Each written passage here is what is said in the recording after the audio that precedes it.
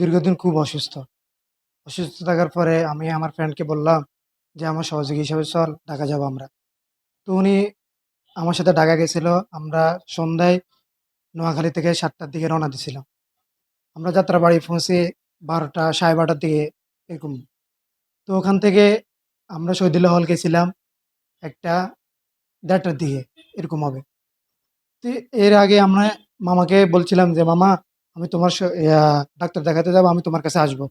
মামা বলছে, "সমস্যা নাই, তুমি আসো।" তো আমি গেছিলাম। মামা যাওয়ার পরে মামার সাথে দেখা করতেছিলাম, করলাম। মামা বলে, "এ কেন আসছে? তোমরা তো একজন আসার কথা।" তো আমি বলছি, "তো আমি জানি তুমি এখানে একলা হলে থাকো, সেজন্য আমি আসি।" কয়, "আচ্ছা, সমস্যা নাই, থাকা যাবে।" তো আমরা খাওয়া-দাওয়া করছিলাম। খাওয়া-দাওয়া করার পরে শুইছিলাম। আমি আমার মামা এক বেডে শুইছি, আর আমার ফ্রেন্ডটা নিচে শুইছে। শোয়ার পরে আমরা সকালে ঘুম থেকে উঠছি। উঠার পরে আমার মামা গোসল করছে। গোসল করার পরে আমরা ৩ জন একসাথে হল থেকে বের হইছিলাম। মামা বলছে, "তোমরা কই যাবা?" আমরা বলছি, "আমরা বাইরে একটু হাঁটাহুটা করবো।" কয়, "আচ্ছা, ঠিক আছে। যদি তোমরা রুমের আসার প্রয়োজন হয় তাহলে পিছনে চাবি আছে। পিছনে চাবি নিয়ে দরজা খুলিও।" আমি বলছি, "আচ্ছা, ঠিক আছে।" তো আমরা বের হয়ে গেছিলাম। উনি ক্লাসে চলে গেছে। ক্লাসে যাওয়ার পরে আমরা ঘোরাঘুরি করছিলাম। 10:30টার দিকে আমাদের থেকে গরমে অস্থির লাগতেছে। আমি বলতেছি, "ফ্রেন্ড, আমরা রুমে যাব।" তো কইছে, "আচ্ছা, ঠিক আছে, চল।" আমরা রুমে আসছিলাম। আমার ফ্রেন্ড বলতেছে, "আমি গোসল করে আসি, তুমি রুমে থাকো।" আমি কইছি, "আচ্ছা, ঠিক আছে, তুই গোসল করে আস।" তো গোসল করে আসছে। গোসল করে আসি, খালি গায়ে, গেঞ্জি গায়ে দেয় নাই। তখন সে মোবাইল টিপতেছে। নেট না থাকায় ওই রুমমেটের পাশে জানালায় নেট পাওয়ার জন্য গেছিল। তো আমিও অ সে বলছে আরকি যে, "তুই গোসল করবি না?" আমি বলছি, "আচ্ছা, আমি গোসল করব।" আমি গেঞ্জি খুলছিলাম গোসল করার জন্য, দেখি এখন ১২টা বাজে। তখন আমি বলছি, "আচ্ছা, একটু পরে গোসল করতে যাব।" তখন আমি ফ্রেন্ডকে জিজ্ঞেস করলাম, "তুই কি করতেছস?" কয়, "আমি নাটক দেখতেছি।" তো কয়, "আচ্ছা।" আমি কইছি, "আমি নাটক দেখব।" তো পরবর্তীতে আমরা দোনোজন একসাথে নাটক দেখছিলাম। দোনোজনে খালি গায়ে। আমাদের কিন্তু দরজা খোলা ছিল। তো ওই পরবর্তী রুমমেট আসি, দরজা ঠেলা দেয়, দরজা খুলে গেল। তো আমি এটা মনে করেছি যে সে কি বলে না কি বলে, তার রুমে তার বেডে শুয়েছিলাম। পরবর্তীতে আমি আমার মামার বেডে শুয়ে আছিলাম, চলে আসছিলাম। তো আমার ফ্রেন্ডটা ওর বেডে বসে আছে।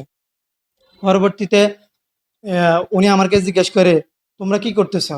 এখানে কি হচ্ছে?" তো আমরা বলছি, "ভাই, আমরা এখানে কিছু করি নাই। জাস্ট নেট না থাকায় আপনার বেডে শুয়েছি।" উনি বলতেছে, "না, তোমরা কিছু করছো। সত্যি করে বলো।" আমরা বলছি, "ভাই, আমরা কিচ্ছু করি নাই।" আমি বলছি যে আমি নাটক দেখতেছি। তো আমি ওরা বললাম, কি নাটক চাইবেনি? তো ও আসছে, হ্যাঁ তাহলে আমি দেখি নতুন নাটক। তো আমি ওর সাথে, ও আমার সাথে আসি, আমার আমার মতো করে শুই, আমার কাঁধে হাত দিয়ে নাটক দেখতেছিলাম আমরা দুজন একসাথে। এমত অবস্থায় রুমমেট আসছে। আসি তো সাধারণ রুম, দরজা হালকা এমনি শুধু লাগানো ছিল, মানে কোয়াটোয়া লাগানো ছিল না। উনি আসছে, দরজা খুলছে, খুলির মতন উনি আমাদেরকে বলে, "এটা কি? ওখানে কি? এটা কি করতেছো? তোমরা কি এগুলা ঠিক করতেছো?" আমরা বললাম, "ভাই, আমরা তো কিছু করতেছি না।" ওরা আমাদেরকে বলে যে, "আমাকে চিনো? আমি কে? আমাকে দেখতে ছোট মনে হচ্ছে।" আমরা বললাম যে, "মামা বলছে আপনি নাকি বিমানে কি আছেন, কোন দায়িত্বে আছেন, আমরা তো জানি না এত কিছু।" উনি আমাকে দেখতে ছোট মনে হলো, আমি কিন্তু ছোট না।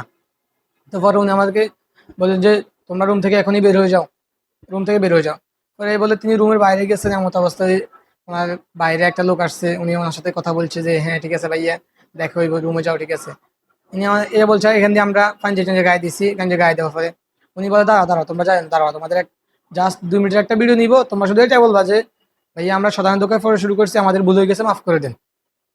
তো পরে উনি এটা বলতে ভিডিও শুরু করতেছে, আমরা জানি না। আমরা ওনাকে বারবার বলছি, "ভাই ভিডিও করেন, ভিডিও করেন।" এবার আমি ওই দরজার পিছনে লুকাইও গেছে, "ভাই ভিডিও করে না, ভিডিও করে না, ভিডিও করলে সমস্যা হইব।" উনি ভিডিও করছে।